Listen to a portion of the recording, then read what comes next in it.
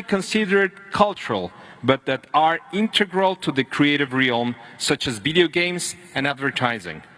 Subsequently, we entered the era termed the Orange Economy by the IDB, before embracing the present comprehensive, ecosystemic, fluid, and pluralistic notion of economies of creativity. These economies comprise human activities wherein talent and innovative skills of individuals or associations serve as the primary input, ultimately translating into the creation of goods and services protected by intellectual property laws. Now, you may wonder why a Mexican has been entrusted with moderating this panel. The creative sector stands as one of the most robust and flourishing components of Mexican economy. Mexico proudly ranks among the top 20 global exporters of cultural goods and services, a distinction that no other Latin American country shares. Despite the challenges posed by the pandemic, recent indicators from various organizations indicate that Mexico's financial stability persists, with an increase in foreign investment and a growing internal market. Additionally, Mexico boasts a predominantly young population, a demographic that exhibits a heightened consumption of cultural goods and products. Both federal and state policies have been progressively bolstering support for the creative sector, while public and private educational programs are actively promoting the growth of the creative economy and the professionalization of its workforce. Although Mexico acknowledged the need to update its communications and technology infrastructure and achieve a more balanced distribution, the country, my country, is diligently advancing towards enhanced international competitiveness. In conclusion, I stand here today humbled by the opportunity to moderate this distinguished panel of experts from across the globe. Together, we shall explore the multifaceted dimension of the creative economies, their significance, and their potential to shape our collective future. Thank you for your attention. Let's begin, if you may, with Mr. Jibek Joly. He is, as I said, Minister for National Economy here in Kazakhstan. Mr. Joly, first question I would like to ask you. What financial and non-financial measures do you think facilitate creative industries that will help in creative and attractive investment environment in the future? Thank you. Well, it's a first pleasure to meet you all here at this session, and I'm very pleased to also have these distinguished speakers here. And I have your book, Mr. David Parrish, which is T-shirts and suits, and signed. Very grateful for that. That has been signed to you. Well, I think we have entered already in a new global trend of creative economy, and in terms of GDP, the share in GDP of creative economy, so at average, it's around 3%, the median figures in the world, and some countries stimulated the creative economy to such an extent that they already have 12% of GDP, and for example, in our country, altogether, if we take the creative industry, it's 2.7%. And of course, every country in the world, and I'm sure 100% of that, even 200%, has the potential for creative industries, because the main driver of the creative industry is people, especially younger people. For example, in Kazakhstan, 33% of the population are children. So there is really a great potential for them, because they are easily educated, they are also easily influenced. And so we should find a mixture to have a good influence on our children, on the whole society. So many goals, both financial and non-financial. We also have this cultural and other goals that we need to achieve. And developed countries have realized the great potential of the creative economy, both with financial and non-financial measures, and I think so pretty much all the same instruments should be used in each country. And This is usually subsidization. So in our country, we subsidize some of the creative industry. Some of them have already been included in the priority list. They get additional funding for subsidize the interest rates from the national budget. And some of them are supported by also some non-budget sources, like from relevant businessmen, from prominent businessmen, and also from international organizations. And we should foster this tradition. And in general, what we need to do from the government side is to get rid of all the hindrances that we have. It's mostly about people who will foster this industry. And our goal is to eradicate all unnecessary barriers for that. It's not only about the creative industry. We're talking about all the SMEs, all the individual and entrepreneurs. Our goal is to cut down all which is unnecessary, all the non-tariff barriers, so to say. For example, last year was dedicated to analysis of more than 150,000 requirements to businesses in Kazakhstan. We're just talking about the national level. What we found is that more than 10,000 requirements were proved to be unnecessary. So they are out of date, they should be modernized, or they should be totally guillotined. So including the creative industry, like in the cinema industry and others. And now we are doing the work. Half of them, 5,000 requirements, have already been eradicated, what could be done by bylaws, and now we have a draft law that is doing the rest, the getting rid of the rest. And then we will continue this job at local levels. So financial measures are understandable. And of course, we should work on interest rates. They must be, so market interest rates are quite high. And this year, last year, so we had record inflation. And mostly it's about non-financial measures. If we minimize all the barriers, or of course, ideally eradicate them all, because this industry should develop in a competitive market. So the more competitive it is, the more talents will be involved, and the industry will create itself. Thank you. Thank you, Mr. Minister. I have another question for you. Blogging has become a trend in the last few years. Bloggers have become popular figures and opinion leaders. Do you think it is necessary to regulate their activities at the legislative level within the law on advertising being discussed? Yeah, that's a good question.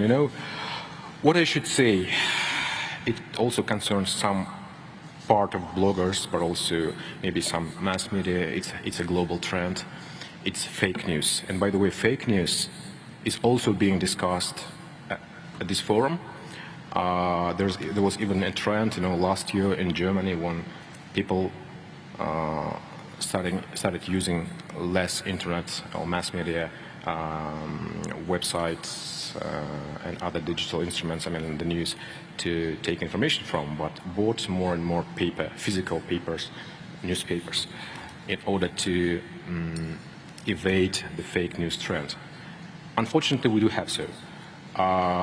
And in Kazakhstan, for example, we have at least 3 bloggers with more than 5 million subscribers. What we are talking here is that there might be a negative effect, a negative impact of some bloggers on public opinion, a negative one. We're not talking about freedom of speech, right, in the way it should be in a democratic country. So I should say that Kazakhstan is very open, and it has been so open, and the freedom of mass media has been so widely spread that we encountered a problem. So, because the government, different authorities are always criticized, almost always criticized for whatever they do. It could be they can have the fundamental, but also, there are many cases when they do not, in any way they are criticized. It forms the public opinion. And it's not only about the government. The main issue here, there should be no impact, no negative impact on our young people, on senior people who get involved, unfortunately, sometimes in financial pyramids that were advertised by influential bloggers. So, of course, such cases should be regulated. Public opinion must be, it should be taken into account, but it should be done in a way that will not harm the whole society. Macroeconomically, psychologically, also physiologically. So, and we should use the creative economy to bring right messages into the heads of our young people and those who get involved and those who get, you know, could be insulted. This in many ways. So this is part of our economy. This should be developed further, but at the same time, we also need to, you know, to fix some other targets that we have. Thank you so much, sir. Daniel, let's go with you, if you please. Tell us about a little bit the history of the Kyrgyzstan's Association of Creative Industries and some of the results that you have had in all these years. Yeah, thank you. First of all, I want to say that I'm very happy that we have this session on this important forum, because I don't think that many people in Central Asia know about creative economy, creative industries, and myself, I learned about it here in Astana 5 years ago when British Council started the Creative Central Asia Forums. And they were extremely important, and I think that in Central Asia, this is our main chance to leapfrog in our development and to, you know, get rid of dependence on the resources, on you know, maybe some big partners that we have at the moment. And what I want to tell you about Kyrgyzstan is that starting from this year, if you have a creative business, you should move it to Kyrgyzstan. We will have the lowest taxes in the world for all creative industries. So what we are trying to do there is a very interesting experiment. We call it Creative Industries Park. And it's actually called a park, but it's a virtual park. So this is taxation. You go register your business in a special entity, and then you pay these low taxes wherever you stay in our country. And this thing, it's from the grassroots. It's an initiative that comes from the private sector, and I'm proud to be the chairman of the Creative Industries Association that initiated this. And this idea came from the Creative Central Asia Network. It's a large network of entrepreneurs around all Central Asia, and we were making a very interesting document called Creative Economy Roadmap, Creative Economy Development Roadmap for Central Asia. And in this roadmap, while we were discussing what steps we should take in Central Asia to develop creative economy, and this, as I said, is the main chance for us to leapfrog, we realized that the step number one is competition. So competition is very important because many companies in our sector consider each other as competitors, and they don't want to interact much. So, like we discussed with Mr. Habib before the session, we don't have too many associations in this region, right? So I'm very proud that our association is this association with paid membership, with 80 plus members currently. And while we are competitors, at the same time we cooperate when we want to lobby something. We collaborate when we create common standards for the industry, and we are clients to each other, which is also very important, because if we have money movement between us, it makes our relationship much more, you know, meaningful, because we have skin in the game, not because we just make money on each other. So competition is very important. That's why we started with the association. And Why I saw that we need this association is because my business, All Creative Hubs, is the largest chain of creative hubs in Central Asia now. We have 9 spaces, more than 1,000 innovators that we unite. We are basically like coral reefs for innovators. And we see that a lot of these innovators, they struggle with the current tax regime, which was created, which is like inherited from the Soviet times. In the Soviet times, the labor cost was quite small. The main cost was, I don't know, resources, capital, like buying machines and etc., building factories. So what we have now, both in Kyrgyzstan and Kazakhstan and Uzbekistan and in Russia and in many other post-Soviet countries, is that we have taxes and social fund taxes on labor, which is killing creative industries. Because in creative industries, 80% of cost is labor. That's why we came up with the idea of the Creative Industries Park, and we did that as an association. Let me get that straight. It's a kind of an economic special zone, this park? Yeah, so it's a virtual park. We call it park, but basically you go register and you can work in any part of the country. And it's very important to keep it virtual because creative industries should be very, very flexible. They should not be tied to a certain location. And in our countries, it's very difficult to develop creative business, you know, because here people don't appreciate things they cannot touch. And we understand the main value in the world is non-tangible value now. And we have Diana Coyle on this forum. I'm very happy about that because I read her a lot, and she always says that nowadays about 77% of the GDP, in fact, is not measurable. So it consists of things that we cannot measure. Moreover, she says that the professions in which productivity can be easily measured will be replaced by robots. So what do we have as humans left now with AI developing much faster than we expected? So creative economy is really, really important, and it's very important to change the culture here. Creative doesn't mean something bad. I believe that. I don't know, if you say I'm a creative entrepreneur, they would say, you're hopeless. It means you're not paying taxes, avoiding taxes. You're creative about cheating the government. Are you talking about that? That's how people perceive. And we need to change that urgently, otherwise we will not develop. And how do you think this park experience can be used in other countries, or can get to other countries? Yeah, thank you. I think it's a very interesting technology that many other countries, especially in the Global South, can adopt. And I think in the Global South we have a little bit different situation from the Global North. While in Global North, yes, I know that a lot of direct subsidies work, and like during the COVID, almost 2 billion pounds were distributed to creative industries just in Great Britain alone. And that was, of course, that helped a lot of theaters, museums to survive, and it was very important. But in the Global South, first of all, we usually don't have this money, our governments. And secondly, most of the countries in the Global South are very corrupted countries. So when you talk about direct subsidies, often case this money doesn't go to right hands. They go to the hands of relatives, friends, right people, not the people who are the most efficient, I would say.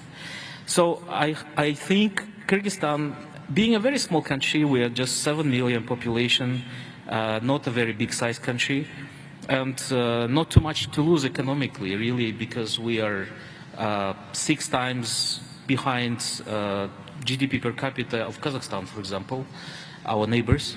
I think we are a very good laboratory for experiments. We can try new things, we can move very fast.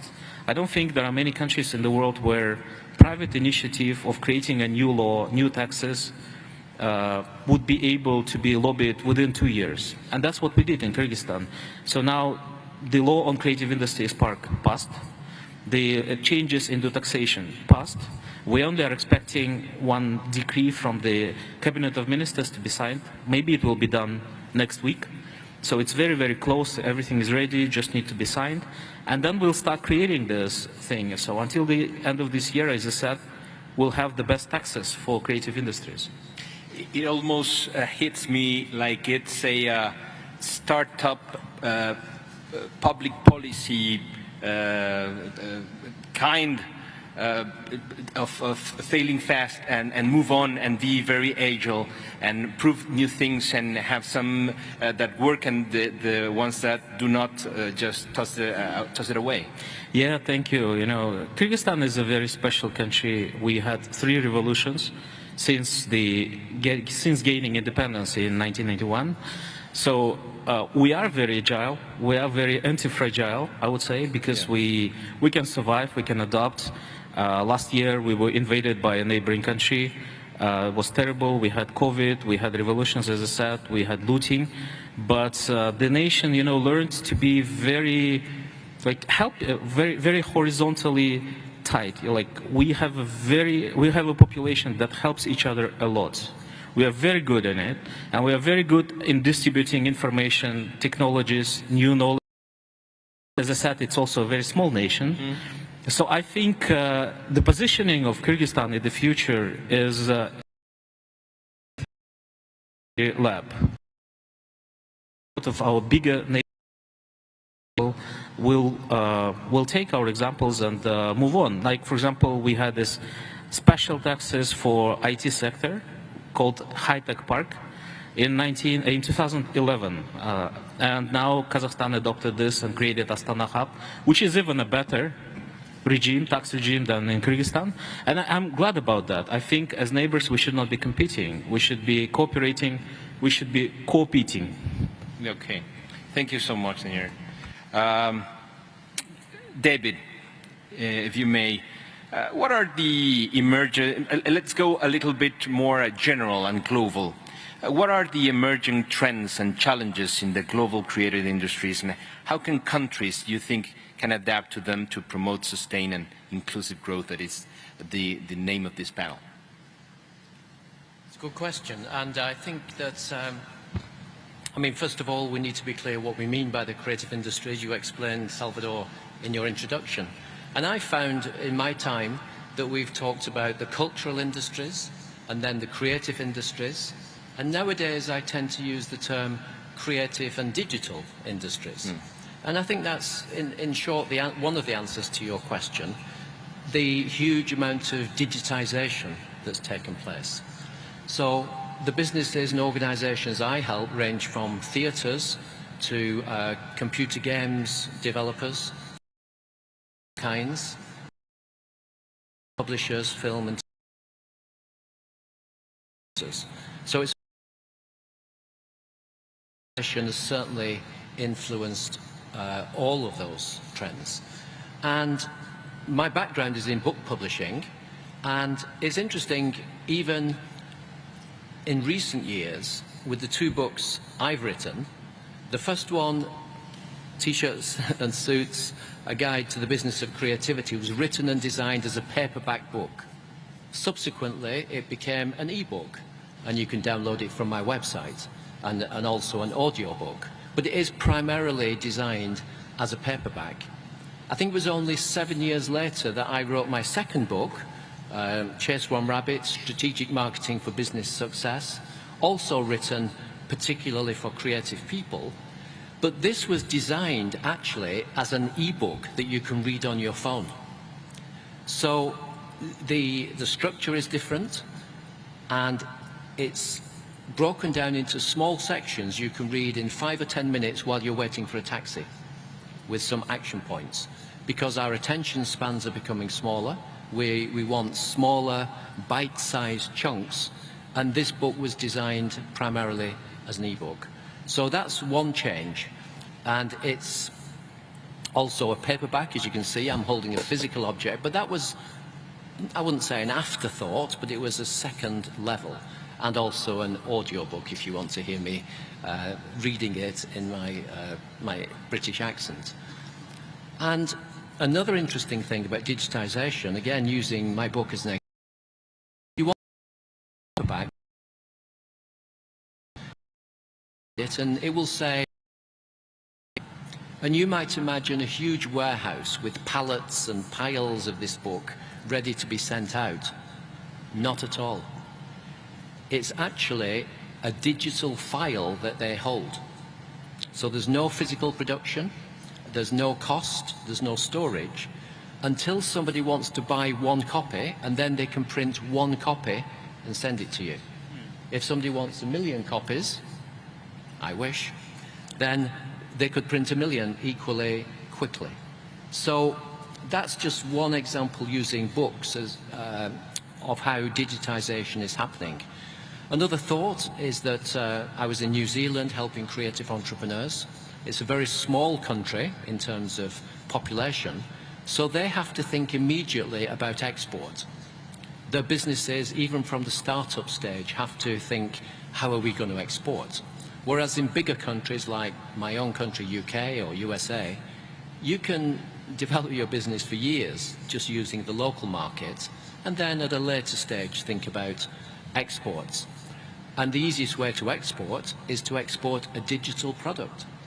And that's certainly the way I'm thinking within the businesses I have and I help, because it's just easier than dealing with all this stuff, this physical stuff you have to move around the world in warehouses and containers and all the rest of it. So I think digitization is one very good example. I think customers also want to be involved. They don't want to be just passive consumers. You know, we no longer go to cinemas so much. We prefer to watch on Netflix from the comfort of our own home, not only because it's easier and cheaper and more comfortable, but we can decide when we watch, how we watch it. We can vote on TV shows. We can be part of the creative process with things like Lego that have opened up the sourcing of ideas to crowdsourcing. And finally, I would say that the challenges for the creative industries, although they're different in every country, sure, they are very similar as well. And I remember in Colombia, they were saying, David, in Colombia, challenges. Firstly, capital. Secondly, the management of intellectual property. And thirdly, marketing. I had to smile. And I said, Colombia, you're not so special. Because I hear this everywhere I go. These are universal challenges, obviously in different degrees, and there are different nuances in different countries. So I think that that's my, my answer to your question. And I think I can continue with that train of thought, because how do you think the governments and the organizations better support creative entrepreneurs in accessing markets and expanding their networks internationally, given these challenges that you mentioned? I think the best thing for governments to do is to create an environment, a legal environment, an economic environment, an infrastructure environment that enables creative industries to thrive, and then sort of get out of the way. And those things would be making it easier to set up companies. In some countries, including my own, I could set up a limited company in 20 minutes, very low cost, online.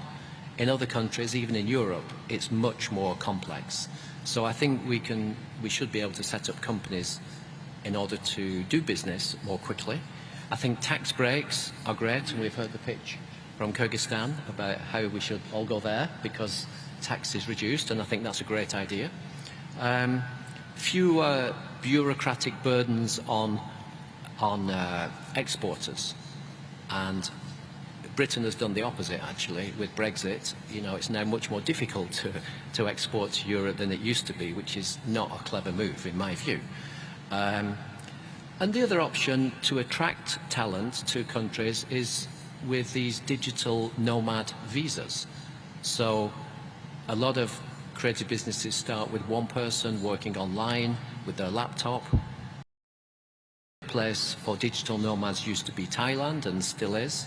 But even in recent months, and I'm talking this year, the African country of Namibia has established a digital nomad visa. In other words, if you want to work on your computer, developing software or a creative business online, come to Namibia, you know, contribute to our economy, and will make getting a visa easier for you. So they're just a few things governments can do. Thank you, David. A couple of more questions, even more deep into your expertise. What role does innovation play in the creative economy, and how it can be fostered to drive this sustained worth and competitiveness? Well, it's right at the heart of the creative industries. The word creativity, is right there in the definition of the term. So I think that creating new things, thinking differently, innovating, is right at the heart of pretty much all of the creative industries. So it's crucial. But I also think we have to be very careful with this word creativity. It's a brilliant word, but it means different things to different people. Therefore, it could lead to confusion. And for some people, the word creativity implies only artistic creativity. So if I say to a business, I will deliver a creativity workshop for your executives, they might imagine I'm going to come along with pens and paper and do some kind of arts class on a Friday afternoon, and they're not interested. On the other hand, if I say, I can help you improve profits, innovate more, outmaneuver your competition, be more agile, move more quickly, respond to customer demand using new ideas and innovation, they are interested. So maybe I would avoid the word creativity in that respect because of this potential confusion and the implications that the word has to mean only artistic creativity. And it's a thing that bothered me for years, actually.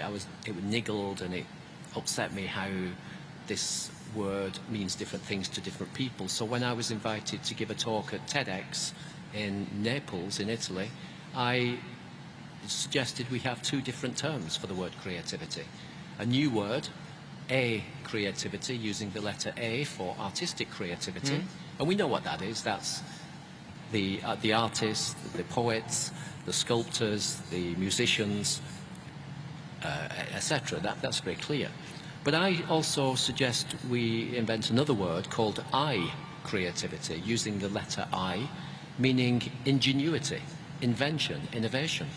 Because this kind of creativity is in all fields of human endeavour, not just the creative industries. It happens, this kind of creativity happens in agriculture, in education, in warfare, in healthcare, and indeed in banking. There's all this kind of I creativity. So I think we should acknowledge both, and the lesson for me, for the creative industries, is that I say to the clients and the enterprises I help, yes, you're clearly immensely creative in your studio when you're making computer games or designing a new dance routine or publishing books or making films. Clearly you're creative there. But you can be creative in the business office as well. You can be creative in the way that you do business, using different business models, including co-opetition, which has already been mentioned earlier. So I think we can be immensely creative in the way that we do business in the office, not only in the studio. Thank you, David. And one final question for you that I think it hits on the center of the main topic of your books. How can creative entrepreneurs balance artistic expression and commercial viability in their business models, and what are the strategies that can help them thrive in both aspects? It's a great question, because I think a lot of people think that you have to have a choice, that you can do amazing creative things but remain poor, or if you want to get rich, you have to sell your soul to the devil and sell out on your artistic and creative principles and just do ordinary, boring stuff. And that used to be the way I thought when I set up my first businesses. That goes back a long way, by the way. I'm not as young as I look. You have to imagine me, back in the last century, actually, with hair, long hair and a beard, setting up a business. And I thought that, we had to choose between being true to our values, on the one hand, and poor, or profitable and selling out. And I think even now some creative people think that way, but my lesson from my experience, from what I know, is that if we are smart with the business models we choose, we can have the best of both worlds. We can be successful creatively and commercially. And the way is by talent and passion with smart business thinking. And that's the meaning of the metaphor I use when I talk about t-shirts and suits. T-shirts means the cool creative people doing amazing stuff in their studio. The word suit representing smart business thinking. Because I know that when we pull those two things together, it's an extremely powerful marriage that leads to amazing offspring. So I think that's the lesson I talk about in my keynote speeches at conferences, when I'm advising businesses individually, when I'm running workshops. It's all about not selling out, but being smart by choosing the right business models. And when we talk about creative business models, one of them is indeed co-opetition. Daniel beat me to it. He mentioned it earlier. This is a hybrid word where you collaborate or cooperate with your competitors. And the creative industries is full of that, because we have to bring together teams. We have to find the right photographer combined with the right video maker, the right scriptwriter, etc., to make a film or even a website. So I think that's one. Another one is about intellectual property, and I'm sure we'll hear more from other experts about how we can use intellectual property to not only to protect our creations using copyright and trademarks and patents, but how we can make money while we sleep. And when I talk about making money while you sleep, that wakes up the audiences when I speak at big conferences, because everybody wants to do that. And we can do that by licensing intellectual property. And it's those businesses that have intellectual property which is protected and licensable who are the most profitable. And it's a model I use as part of my business as well. So I think there are a couple. And the third one would be the freemium business model. It's a very old model actually, but it has new meanings nowadays. And it's a combination of free and premium. And everybody here has a smartphone. A lot of the apps will be the free apps, but they have in-app purchases. Or you can upgrade to the pro version. So by giving something away free, you can make a lot of money later. And that's the reason, by the way, that my book, T-shirts and Suits, is free on my website to download in English. It's partly because I do want to share these ideas with the world. I'm happy to give it away as a gift to the world, if that doesn't sound too corny. But it's also my advertising. And because it was available, somebody in Taiwan found it. They gave me a phone call and said, David, we love your book. We want your permission to translate it into traditional Chinese. We will pay you a licensing fee, of course. And we want you to come to the book launch in Taipei. And while you're there, we want you to speak at a conference of designers, and of course we will pay you and fly you business class. And when you're here in Taipei for a week or two, you can deliver a workshop for young entrepreneurs, because another organization wants to sponsor that. So it turned out to be a good move business-wise for me to give my book away for free. So maybe I'm not as stupid as I look by making it free on my website. So yeah, I think that's what I do. Last time I was in Kazakhstan, I was in Almaty working with Impact Hub, delivering a workshop, making a speech, and giving advice to creative organizations, startups, businesses, and how they can combine their creative talents with smart business thinking. That is the secret. That's what I mean by T-shirts and suits. And I've seen it work successfully all over the world. Thank you so much, David. I would like to take a moment just to acknowledge the presence of Ambassador José Luis Martinez. He is the ambassador of Mexico and Turkey, concurrent to Kazakhstan, and he's a distinguished expert in cultural matters. Thank you so much for being with us. I'm very honored to have you here, to have among us, Ambassador. Tita, Lowita Larasati, she is a researcher at the Institute Technology Bandung. She's an expert council, a member of Global Creative Economy Council.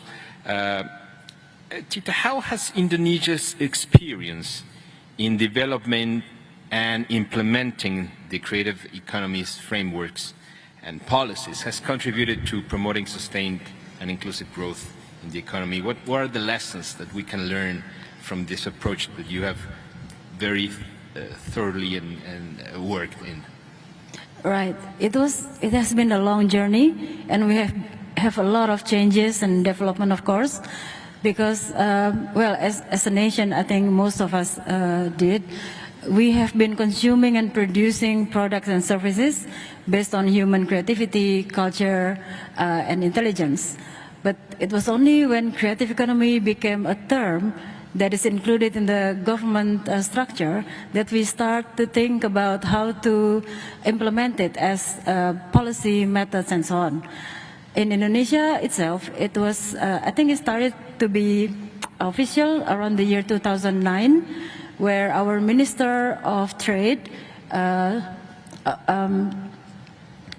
she wanted to have a kind of creative economy development in our 10 provinces. And the term creative economy wasn't like today. We didn't know what it was. So after the research in our governmental term, 2010-2013, creative economy is included in the Ministry of Tourism and Creative Economy. And they say there are 14 subsectors of creative industries inside. Subsectors means those film, architecture, design, and so on and so on. But it changed in 2015. So in 2014, actually, so with the change of the national government, I was involved in the working group for transition house about defining what creative economy is for Indonesia, because Indonesia it has a particular challenge because of its width. It has 17,000 islands, 280 million people. So our challenges is always equal distribution of products and services. It's always logistics, and it's always basic service like education, health, and so on. So how would we start with the creative economy, and how would we make sure that it is influentially positive for whole islands?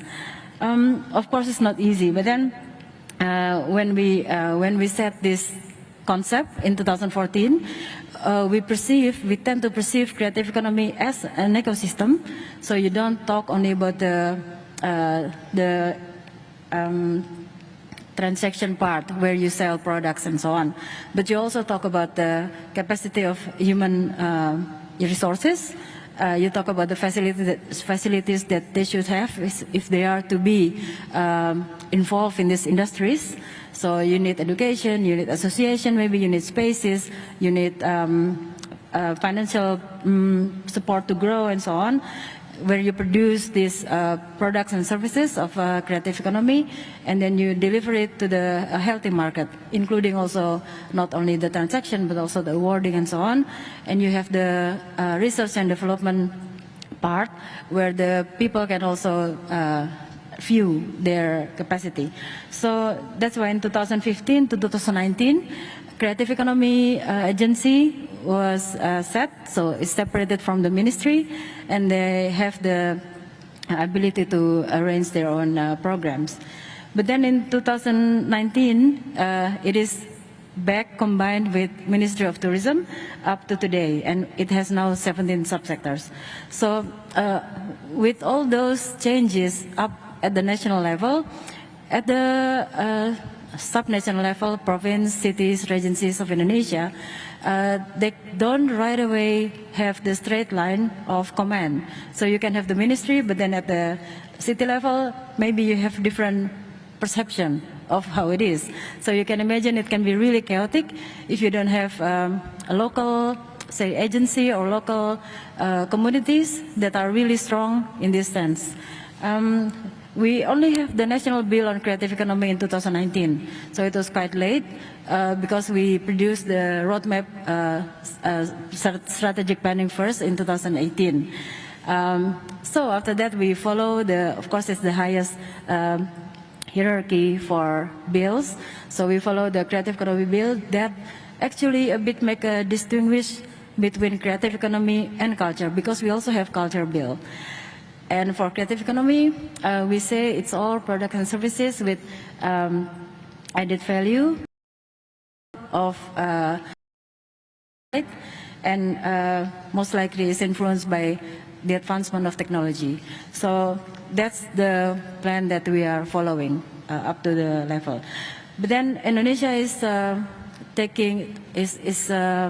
attempting to take the leading in this sector by initiating the World Conference on Creative Economy that was held in Bali first in 2018. And the purpose is to actually make a connection between these policies at the global level, national level, with the all other stakeholders. So how would you connect that, or how can we learn from each other? Because we're also inviting, for example, countries that also consider creative economy as among the strategy to develop, such as Korea and fellow countries in ASEAN countries also, like Philippines, Singapore, Thailand, and so on. So the conversation went on, and the Bali agenda then result was, one of them is the year of 2021 as the year of creative economy for sustainable development. And then WCC continued. It was hosted in Dubai. It should be in 2020, but because of the pandemic, it was held in 2021 along with the World Expo. And last time WCC was in Bali again, and it was the side event of G20, and it resulted in Bali roadmap for creative economy that actually provide options depending on which part of the world you are, that you want to take the creative economy into. Is it more heavy into the intellectual property or the indigenous culture, and so on and so on. So that's how the dynamic of creative economy. And we know that conversation of the world, especially in the recent global forum, has also taken creative economy in different discussions. It's very interesting how you have managed this in a local way, but how to escalate to an international scale? As a member of the Global Creative Economy Council, what global best practices and collaborative efforts have you observed that can enhance the role of the creative economy in driving this sustained and inclusive growth? Yeah, there's actually this maybe global phenomena where, especially young people, they realize that they cannot rely on natural resources only as a source of income. So we call it from extraction economy to intersecting economy. So we don't always have to extract minerals from the earth, cutting trees anymore, and so on. But we can use our intelligence as a source of income. So with this, young people usually then they form their community according to their interest, and maybe that's what today they call it startups. So they start to make something together with the groups, and this is really another different phenomena because because I'm teaching in university, we can see that students tend to already have their own company instead of working in a big company, and that is actually a different mindset, because if you are entering a company, then all ecosystem is already there. But if you're setting your own company, you're a startup, then you have to create your own ecosystem and supply chain. So in that way, we know that these young people then connect to each other because it makes them stronger. In Indonesia, the phenomena is not only happening in big cities, we know like Jakarta, Bandung, Surabaya, and so on, but it also happens in small cities, coastal cities, cities in deep in the mountain, and so on and so on. So then we gathered these communities and we create Indonesia Creative Cities Network, because we know if we talk about creative economy at the national level, it's so big, you cannot just identify everything. But then if we ground it into city level, so it's, we call it Creative City because the city is run with the creative economy at that level. And then this, because we have very different characteristics of communities and people, we make a framework that can be referred to by everyone, but then they can also adjust it to their own context. And what we wanted to do is to to give input to our government, because you know, in our system, creativity is not seen as the main interest, but because government always think about economy, measurement, and then health, education, infrastructure, and so on. Tourism, economy, and so on is always at the lowest priority. So that's why we're trying to deliver a message that you can actually build your city, your area, your region by also implementing creative economy, but in this kind of framework. So we adopt our framework to Indonesian government's KPI, so Key Performance Index. So in a way we say that, look, if you implement our strategy, then you can also make a development progress in our city and so on. And that has been working so far because we then produce this index of creative city, and the government can use it as a tool for decision making. I hope that it doesn't say that some cities are not creativity or not creative at all. Yes, and it doesn't work like that because then it's not saying that I'm more creative than you, but then the index says that in which factor or in which part you can improve to get to that level. So maybe you lack service for business, or maybe you lack security. You can see it from the indicators. So then if you refer to that, then you can see where you lack. Tita, how, you mentioned the recognition of 2021 as the International Year of Creativity Economy for Sustainable Development. How can we leverage this moment? How these countries like Kazakhstan can leverage this momentum to foster greater cooperation and exchange in promoting sustained and inclusive growth? Yeah, the year 2021 as the year of creative economy for sustainable development, it was announced in 2019. But then nobody knows that there will be a pandemic. So in 2021, when we're supposed to really make huge programs and everything is gone. So it's not very, say, frivolous, or we cannot celebrate. But then also there's a kind of blessing in disguise that the pandemic taught us what is really priority for us. And people start to think one thing over another, what do I live for? So here is where creative economy can see what sector of industry actually thrive during the pandemic. So you can see people start going to think about wellness, they think about health, organic things, natural things, and so on. And that's actually countries like Indonesia, they still have a lot of this kind of resources.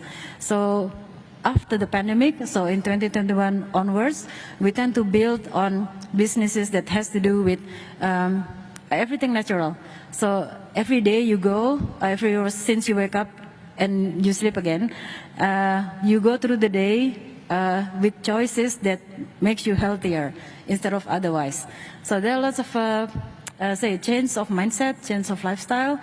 And then people in creative economy, usually they're very quick in catching what they would do to provide these services, including the digital services to make things connect and so on, because technology helps. Thank you so much, Tita.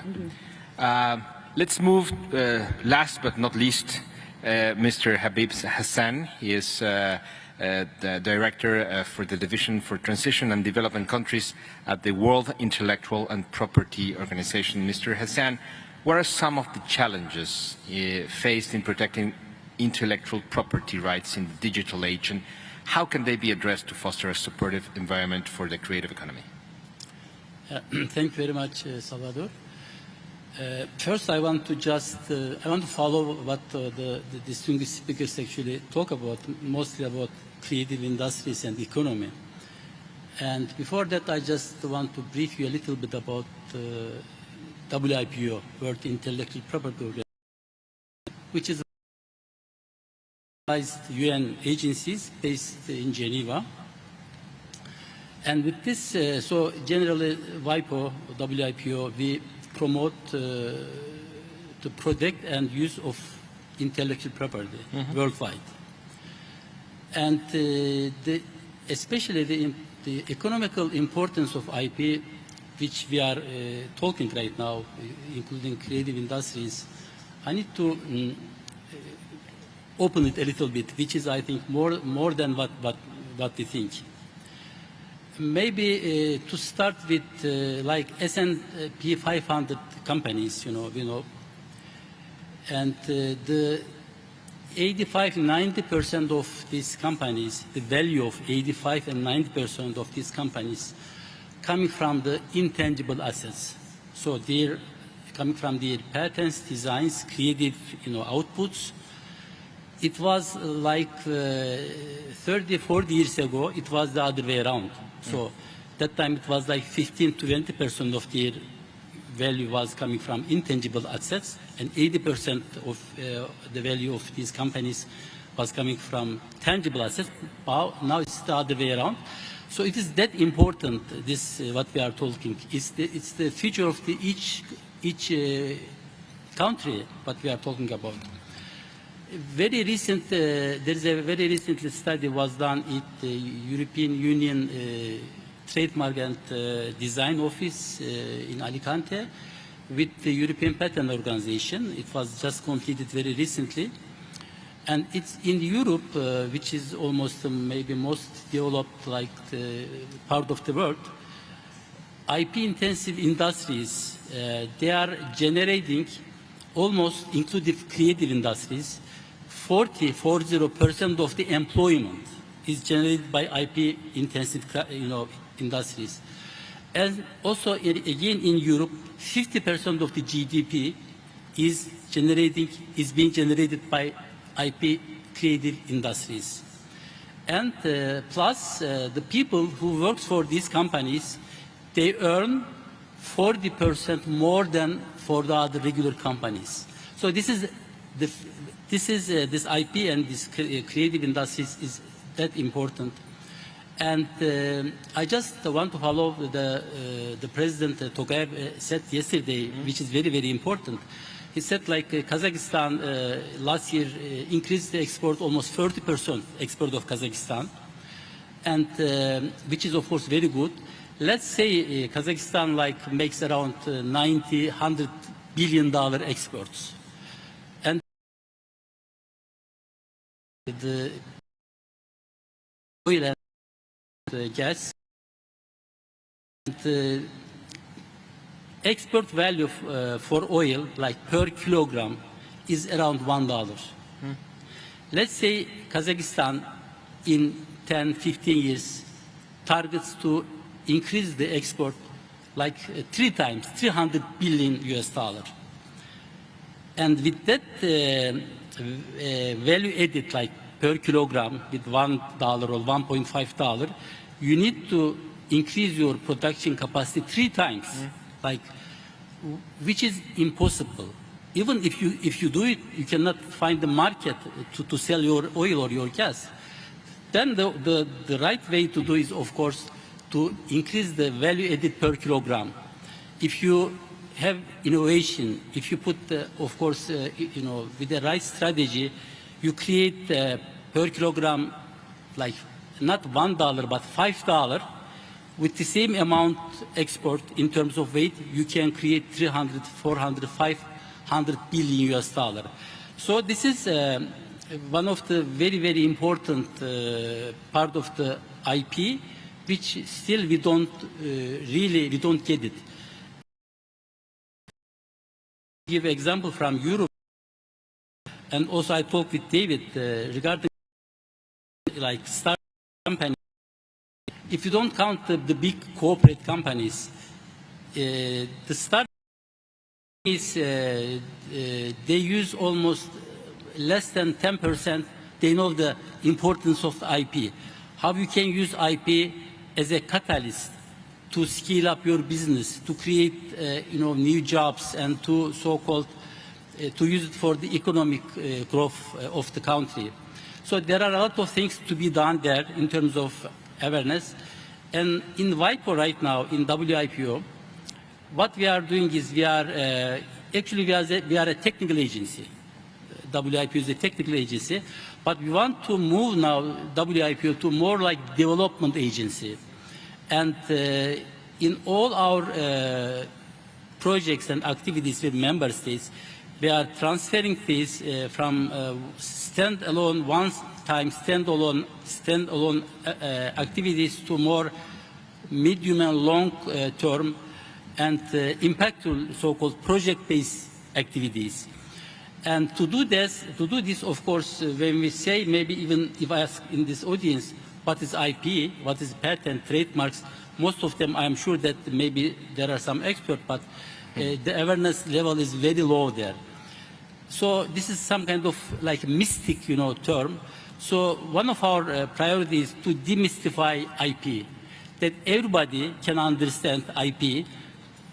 So we want to bring IP on the grassroots level, and to have this more inclusive for women, for SMEs, for youth. They can understand IP and they can use IP to scale up their business, to use it as a leverage in national and international era. And so we are designing all these activities with member states with this vision. And with this, now I want to maybe stop here, and then if you have some additional questions, I'm happy to follow up. Yes, absolutely, because I think intellectual property is very powerful for the fostering of creative economy. It's so how these IP policies and mechanisms can be tailored to promote innovation and to promote creativity in these countries like Kazakhstan, countries maybe in transition. So, of course, the magical term, as it was also used here, is the collaboration, cooperation, international level. We need to adjust, we need to amend the international that on IPVR and cooperation 3D, protocol, Paris Convention, Bern Convention, which is mostly about the creative industries, and plus. Of course, IP protection, which is very, very important to prevent the piracy, the counterfeited product. And so it needs to be very, so-called active international cooperation, collaboration, which we are trying for it. And it is not very easy. And then during the last General Assemblies, it took place in Geneva last year in July. Very important two decisions, were taken by member states. One of them is to have a diplomatic conference on IGC. This is mostly about the genetic resources, cultural expressions, which it will take place at the end of the 2024. And the other one is, again, to have an international diplomatic conference on the design 3D. So these are some of the examples that now international community is trying to so-called, harmonize and have international so-called system in pipe.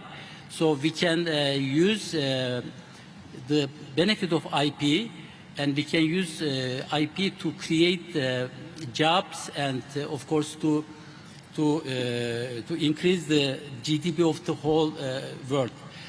Just to give you one of the discussion right now, which is going on, like the inflation is very high, this geopolitical, problems in different parts of the world, and this climate change, and it was also very important part of this discussions here yesterday, today.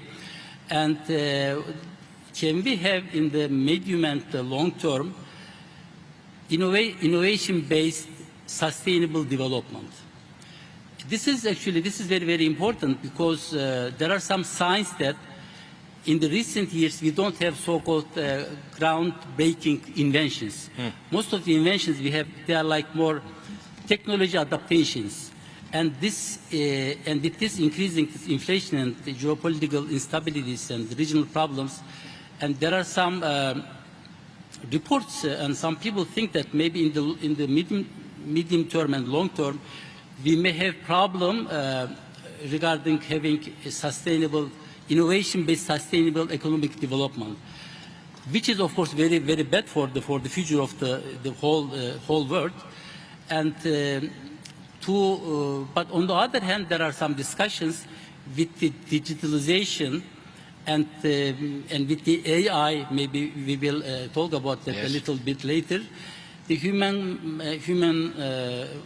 kind, we will have again new opportunities, and we will have so-called new jobs, new professions, and new inventions. This will, of course, we will have innovation-based economic development, so which we will have in the future. And so the collaboration is very, very important in the economical area. The awareness activities, of course, and education with the stakeholders and in the universities, in the so-called the innovation ecosystem, what kind of model we should use regarding the governmental institutions, non-governmental institutions, and public-private partnership. So these are some of the very, very important problems we need to work on it, we need to tackle for sustainable economic development. Excellent. I was supposed to open the floor for questions, but I'm afraid we are almost done with the panel time. But I just want to ask that question that was in our internal meetings and discussions when we were preparing this panel about the hot topic of AI. And it's a hot topic all around the world in every sector, but I think these creative economies are especially affected for AI. And I would like to begin with you, Mr. Hassan. How do you see AI in this current situation and maybe in the future for creative economies? Yeah, it's very, very, very hot topic now we are discussing, and like one of the questions always is being asked is, can AI create it, any IP, any patent or invention or any creative output? Can AI own that so-called invention?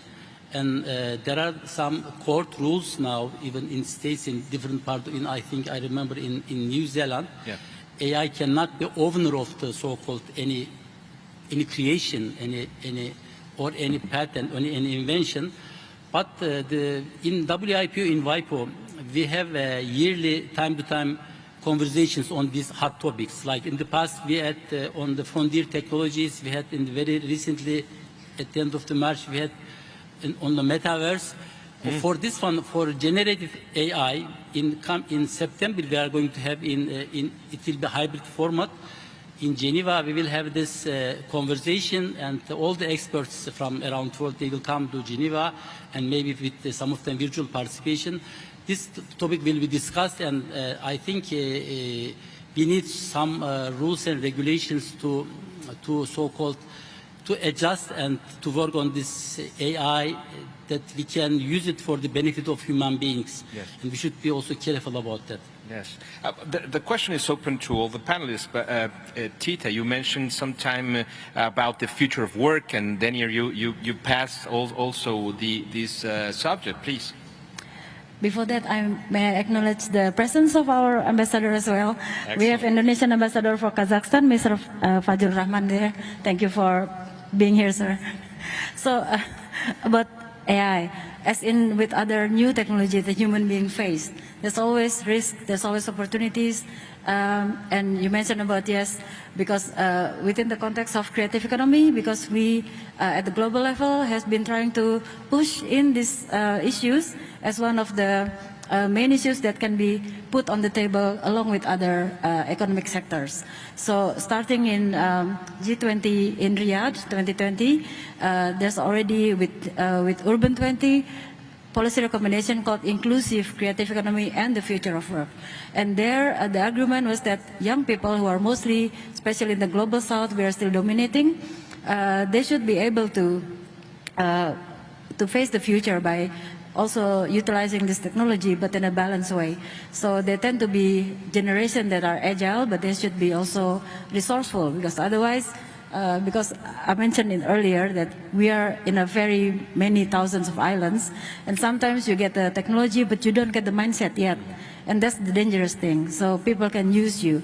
So later, the year after, the G20 in Italy, there's Think Tank 20, producing this policy recommendation, Creative Economy 2030, Inclusive and Resilient Creative Economy for Sustainable Development and Recovery. And it's this 2021, of course, we talk about recovery because the pandemic was there. But then again, we talk about technology in the sense of digital transformation. And that's also still a challenge to have an equal development on it. Last year in Indonesia, where we were hosting G20, Urban 20 produced this recommendation called People and the Next Economy, Recovering Together. And at the same time, as I mentioned before, the WCC produced the Bali Roadmap, Inclusive Creative, a Global Recovery. But then the most also interesting thing is, especially for us at the South and South countries, because at the Global Creative Economy Council, we also made a collective research about informal economy and the culture in the Global South. This involved the country Brazil, Chile, Colombia, Ecuador, Egypt, Kenya, India, Indonesia, and South Africa, because informal economy for one country would mean different from another. And well, like Daniel said earlier, maybe it is the term how you avoid tax, but then for us, it's because we are still rich of capital, social capital, and that's where informal economy is, and they don't want to be formal, and then that's why the research pointed at this entity called intermediary that is important in this world of creative economy as the connector between all the actors at the grassroots level and the policy. And then talking about AI, this intermediary should also be the one who should be wise enough to choose where you're using that. And in the academic sense as well, you can either use this technology as your assistance, or you want to use it as maybe evil things, I don't know. But then you should be resourceful enough about your choice. Thank you. Daniel, quick response. Well, yeah, so just two things to say about that. First, yes, I realize it's topic number one, AI, and not because it helps us so much and it increases productivity, etc., but because of the threats it's bringing. And I love this quote by Paul Graham, who is the founder of Y Combinator, and he said, with nuclear technology, people who know the technology very well, they say, look, it's safe. People who don't know technology are worried. With AI, people who don't know the technology say, okay, it's good, it's developing, it's funny, Mid-Journey is good.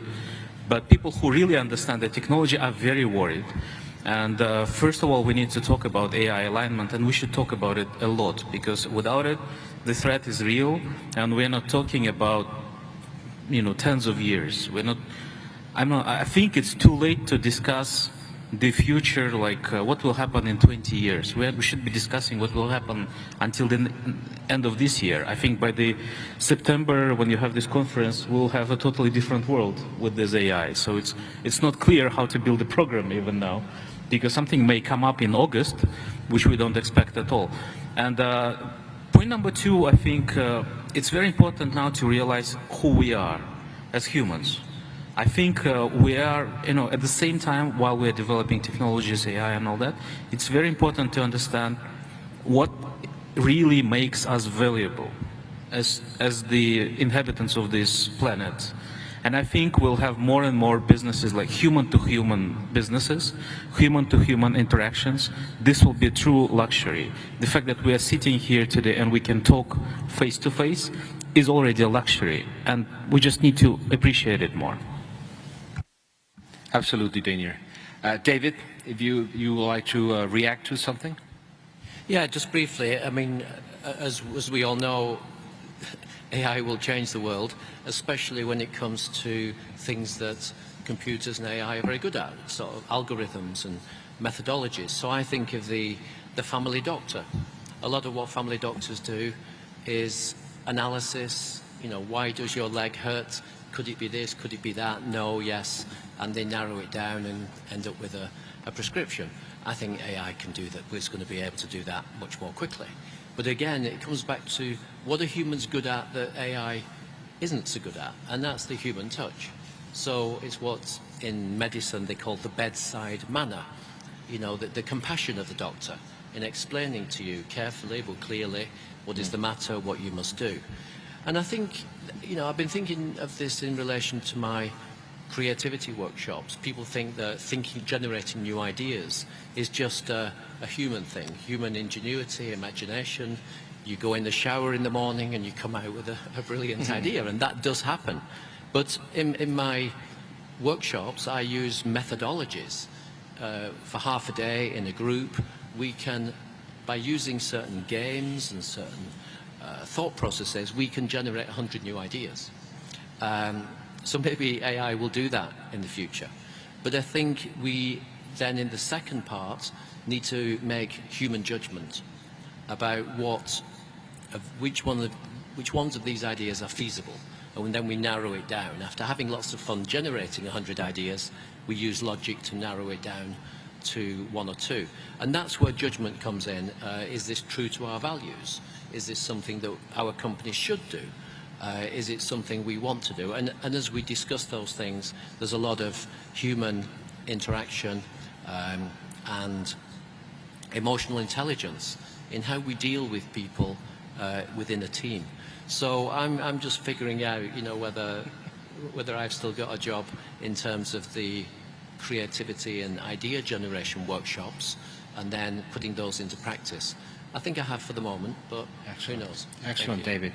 And I think it's been a great reflection and a lot of thoughts that has been pouring here in this panel. I want to thank all the panelists, to thank the minister, because he has gave us such gorgeous venue and this incredible space to think about creative economy. And thank, of course, everybody that's watching on the live feed and present here at the forum. Thank you so much. Thank you.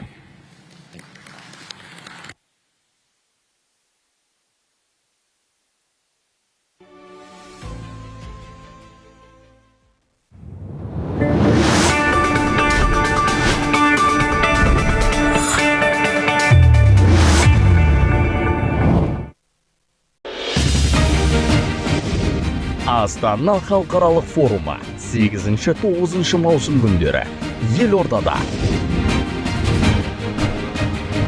Сыртқы саясат және халықаралық қауіпсіздік, тұрақты даму, энергетика және климаттың өзгеруі, экономика мен қаржы